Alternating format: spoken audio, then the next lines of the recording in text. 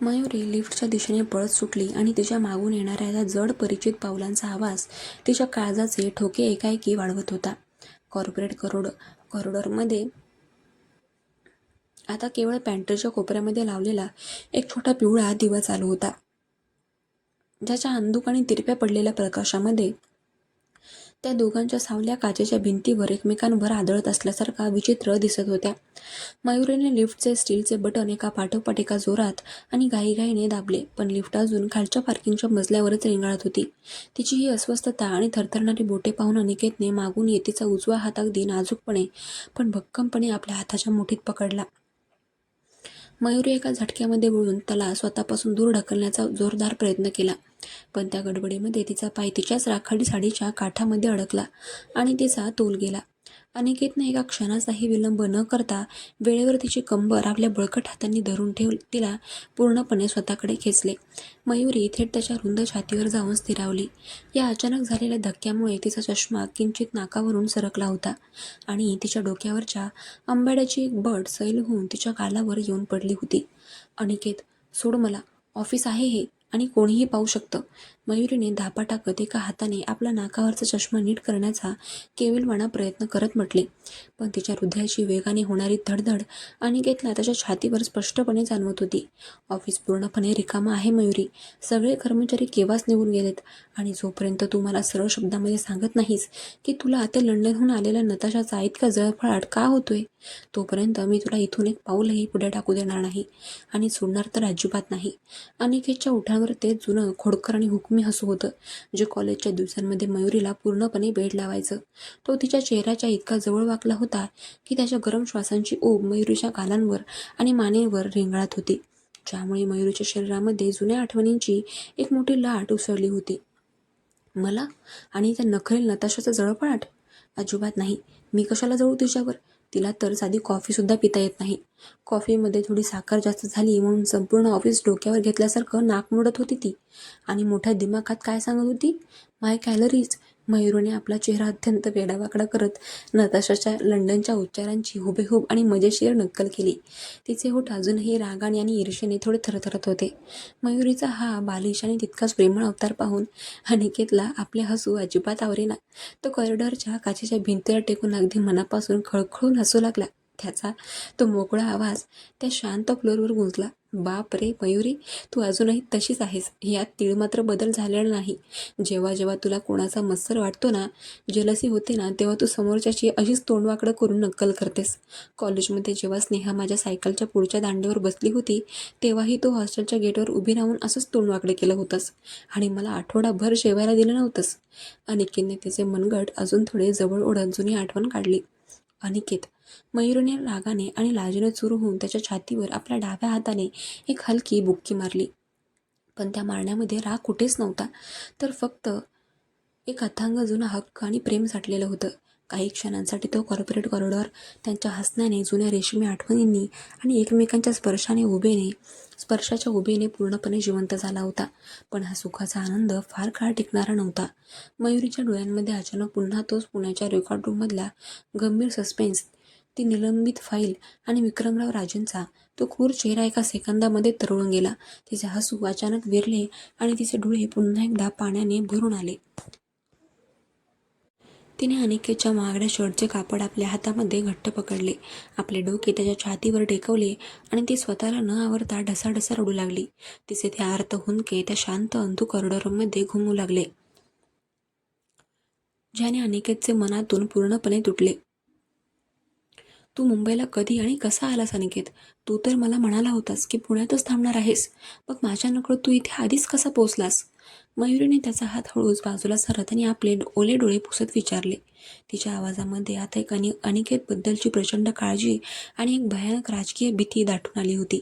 अनिकेतने अत्यंत मऊपणाने आणि प्रेमाने तिच्या गालावरचे उरलेले अश्रू आपल्या अंगठ्याने पुसले आणि तिच्या डोळ्यांमध्ये रोखून पाहिले. "मी पुण्यातून तुझ्या आधीच गाडी काढून निघालो होतो मयुरी, कारण मला खूप चांगल्या प्रकारे माहिती होतं की जोपर्यंत मी तिथे पुण्यात तुझ्या डोळ्यांसमोर आहे, तोपर्यंत तू घाबरून प्रत्येक गोष्ट लपवण्याचा प्रयत्न करशील आणि तोंड उघडणार नाहीस. विक्रमराव राजे पुण्यात नेमके काय करतात, त्यांचा त्या जमिनीशी काय संबंध आहे आणि मंत्रालयातून त्या स्कायलाईन प्रोजेक्टच्या जमिनीची मूळ फाईल का ब्लॉक केली गेली आहे हे मला कोणत्याही परिस्थितीमध्ये शोधायचं आहे. नताशा, ही फक्त तुला बोलतं करण्यासाठी, तुझ्या मनातली ईर्ष्या जागी करण्यासाठी मी रचलेलं एक छोटं निमित्त होतं. अनिकेतने शेवटी मूळ प्लॅन मऊ आवाजामध्ये कबूल केला. तितक्यात लिफ्टचा दरवाजा एक मोठा टिंग असा आवाज करत उघडला आणि आतला पांढरा प्रकाश त्यांच्या चेहऱ्यावर पडला. मयुरीने स्वतःला अनिकेतच्या बाहूंमधून पूर्णपणे मुक्त केलं आणि त्याच्याकडे एक शेवटची अथांग प्रेमाने आणि काळजीने भरलेली नजर टाकली, ज्या नजरेमध्ये सोबतीला एक भयानक राजकीय वादळाची चेतावणी स्पष्ट दिसत होती. अनिकेत, तू नताशाच्या जितका जवळ जाशील तितकं मला स्त्री म्हणून वाईट वाटेल, हे खरं आहे, कारण मी अजूनही तुला विसरू शकलेले नाहीये. पण जर तू पुण्याच्या त्या निलंबित फाईलच्या आणि विक्रमराव राजेंच्या जास्त जवळ गेलास ना, तर आपल्या सगळ्यांचं आयुष्य एका सेकंदामध्ये संपून जाईल. तो माणूस खूप धोकादायक आहे. प्लीज, पुन्हा पुण्याचा आणि त्या रेकॉर्डचा विचार करू नकोस, असे अत्यंत भीतीपोटी म्हणून ती घाईघाईने लिफ्टच्या आतमध्ये गेली आणि लिफ्टचा दरवाजा बंद झाला. अनिकेत त्या शांत कॉरिडॉरमध्ये एकटाच उभा राहिला. मयुरीने नकळतपणे हे कबूल केले होते की नताशा केवळ एक खेळाचा भाग होती, पण मूळ रहस्याचा धागा अजूनही पुण्याच्या त्या निलंबित फाईलमध्ये आणि विक्रमराव राजेंच्या चक्रव्यूहात अडकला होता. अनिकेतने खिशातून फोन काढला आणि गुप्तहेर कदमला एक थेट मेसेज टाईप केला. मग कदम, मयुरी गाफील आहे. तिला वाटते मी शांत बसलोय. ती आता मुंबईतच आहे. तू पुण्यातल्या त्या सेंट्रल आर्काइव्हच्या गुप्त कोडचा उलगडा करण्यासाठी पूर्ण ताकद लाव. विक्रमराव राजेंच्या पुण्यातील आणि मंत्रालयातील पुढील प्रत्येक हालचालींवर बारीक लक्ष ठेव. जोपर्यंत हा सस्पेन्स संपत नाही तोपर्यंत आपण थांबायचं नाही. दुसऱ्या दिवशी सकाळी क्रिएटिव्ह स्पेस ऑफिसचे वातावरण नेहमीपेक्षा खूप वेगळे आणि गूढ वाटत होते. मयुरी रात्रभराच्या विचारानंतर आणि डोळ्यांमध्ये तेल घालून काढलेल्या रात्रीनंतर जेव्हा तिच्या मुख्य डेस्कवर पोहोचली, तेव्हा तिथे आधीच एक प्रचंड मोठा आश्चर्याचा धक्का तिची वाट पाहत उभा होता. तिच्या लॅपटॉप स्क्रीनच्या बाजूला तिच्या मोठ्या फिरत्या खुर्चीवर लहानगा अंशुमन निळ्या रंगाची छोटी स्कूलबॅग पाठीवर अडकवून अगदी शांतपणे बसला होता.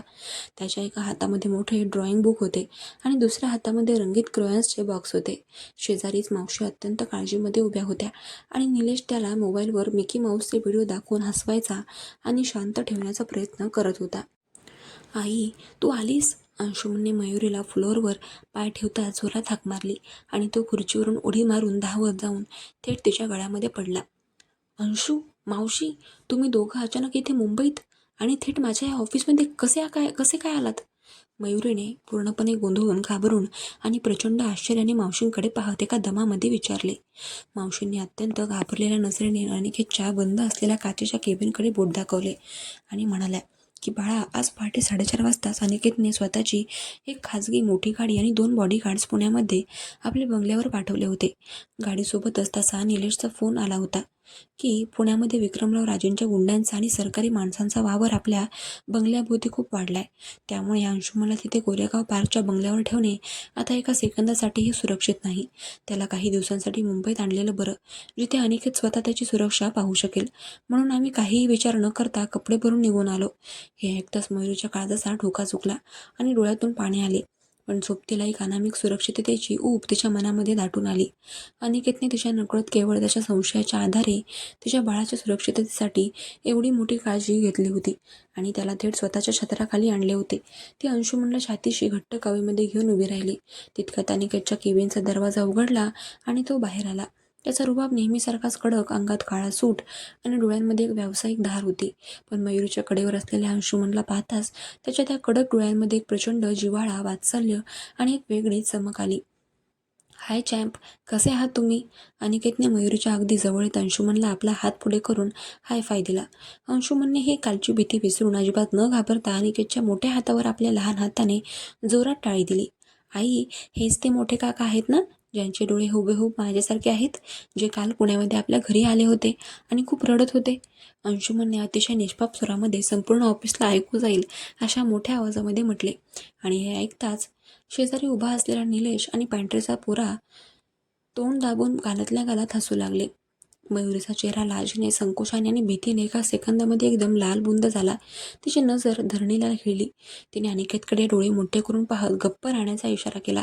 तर अनिकेतने त्या गंभीर वातावरणातही मुद्दाम मयुरीकडे पाहून डोळा मिचकावला आणि अंशुमनला मयुरीच्या कडेवरून स्वतःच्या कडेवर घेतले. हो चॅम्प, मीच तो काका आहे. आजपासून तू माझ्या ह्या मोठ्या केबिनमध्ये बसून हवं ते ड्रॉइंग करायचं आणि धम्माल करायची, चालेल ना? अनिकेतने अंशूच्या गालावर हलकी टिचकी मारत विचारले.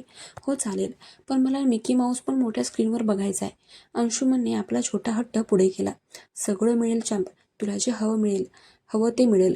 नताशा आंटी तुला लॅपटॉपवर मिकी माऊस लावून दाखवेल. अनिकेतने मुद्दाम त्याचवेळी लिफ्टमधून बाहेर पडणाऱ्या नताशाकडे पाहत मोठ्या आवाजामध्ये म्हटले. नताशा त्या मजल्यावर येताच आणि मयुरीच्या डेस्कपाशी गर्दी पाहताच तिच्या चेहऱ्यावरचे हसू गायब झाले. नताशाने तिची पर्स टेबलवर ठेवली आणि अंशुमनकडे पाहत अत्यंत विचित्र तोंड केले. ओ माय गॉड अनिकेत, हा लहान मुलगा कोण आहे? आणि हा या कॉर्पोरेट ऑफिसमध्ये काय करतोय? हे तुझं बिझनेस ऑफिस आहे की कोणतं डे केअर सेंटर आहे? नताशाने नाक मोडत मयुरीला हिनवत विचारले. हा या प्रोजेक्टच्या डिझाईन हेडचा म्हणजेच मयुरीचा मुलगा आहे नताशा, आणि या ऑफिसच्या प्रत्येक कोपऱ्यावर त्याचा तितकाच हक्क आहे जेवढा माझा आहे. त्यामुळे मग त्याला इथे पूर्णपणे मुभा आहे.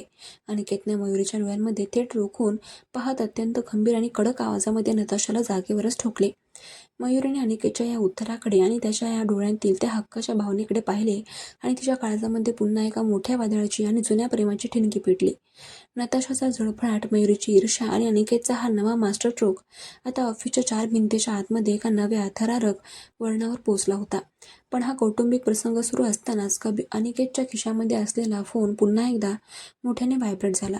स्क्रीनवर गुप्तहेर कदमचे नाव चमकत होते, ज्याचा एक अत्यंत तातडीचा आणि गुप्त मेसेज आला होता की सर, विक्रमराव राजेंना समजले आहे की तुम्ही मुलाला आणि मावशीला मुंबईमध्ये आणून तुमच्या संरक्षणात ठेवले आहे.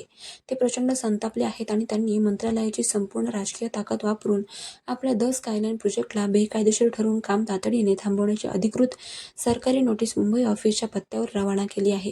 काहीतरी मोठी हालचाल होणार आहे. अत्यंत सावध राहा. रहस्य अजूनही पूर्णपणे मयुरीच्या काळजामध्ये सुरक्षित होते. तिने अजूनही त्या निलंबित फाईलचे मूळ सत्य आणि विक्रमराव राजेंचा तिच्या भूतकाळाशी असलेला भयानक संबंध उघड केला नव्हता. पण सस्पेन्स आता एका नव्या कौटुंबिक आणि राजकीय वादळाच्या उंबरठ्यावर येऊन ठेपला होता.